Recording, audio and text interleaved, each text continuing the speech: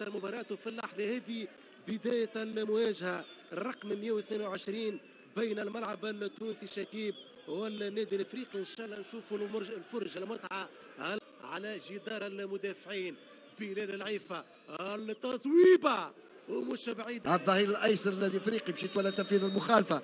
التوقيت 10 دقائق تتنفذ اختيره وتتعدى الكره على يمين ايمن البلبولي. تتنفذ فرصه هدف في الملعب التونسي. نعيم حسني اسامه الدراج منوب الحداد وفوق العارضه قويه من المنوب من هيكل الشيخاوي. مبنزا ومره اخرى المثلوثي.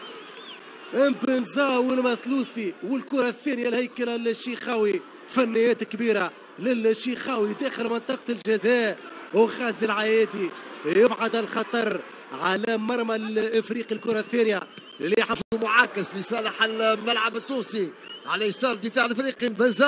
مبنزا سبق الكره جانب الملعب التونسي او الافريقي في هذه المباراه.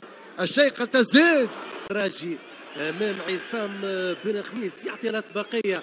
نعيم حسني كره للشماخي على خفيف يحذر اختير العمليه للافريقي فرصه هدف والحارس يتعمل الريحه دي. كره بنزا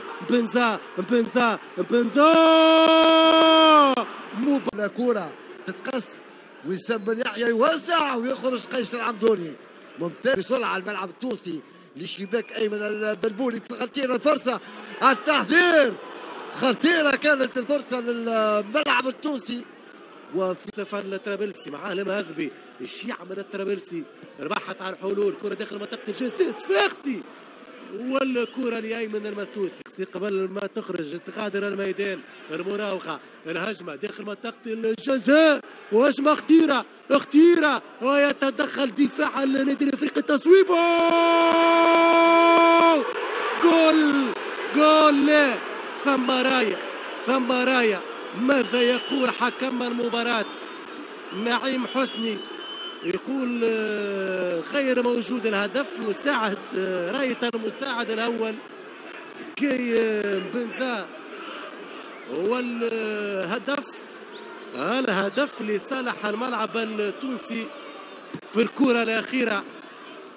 الحكم نعيم حسني يتدخل الجديد في المباراة. هذه التصويبة من جانب الملعب التونسي دخلت الكرة ضربت في الشبكة حسب الصورة.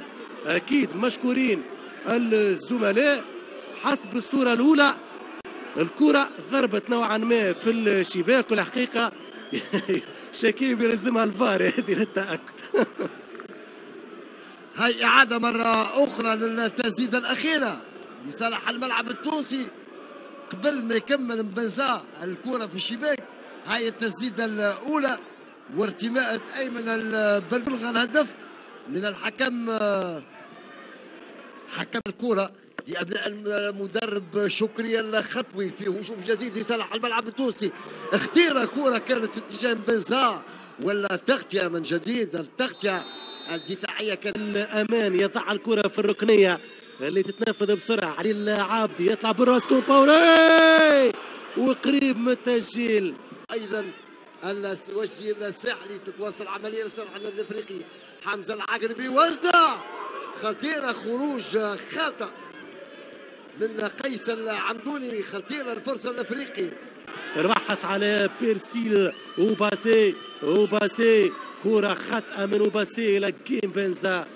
وثلاث دقائق وقت بدل ضغط لوحه الحكم الرابع مجدي بلاغه تشير الى 4 دقائق. فما إصابة على مستوى الرأس لعلي العابدي الظهير الأيسر الأفريقي. إن شاء الله لاباس لعلي العابدي مدافع الأفريقي بعد هذه الإصابة.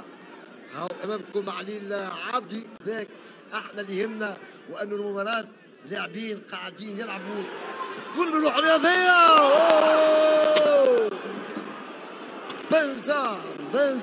بنزا ضاع فرصة تهديف أخرى وأمامكم على الصورة. الكرة من حمزة حدة البحث على أوباسي وأيضا كيم بنزا.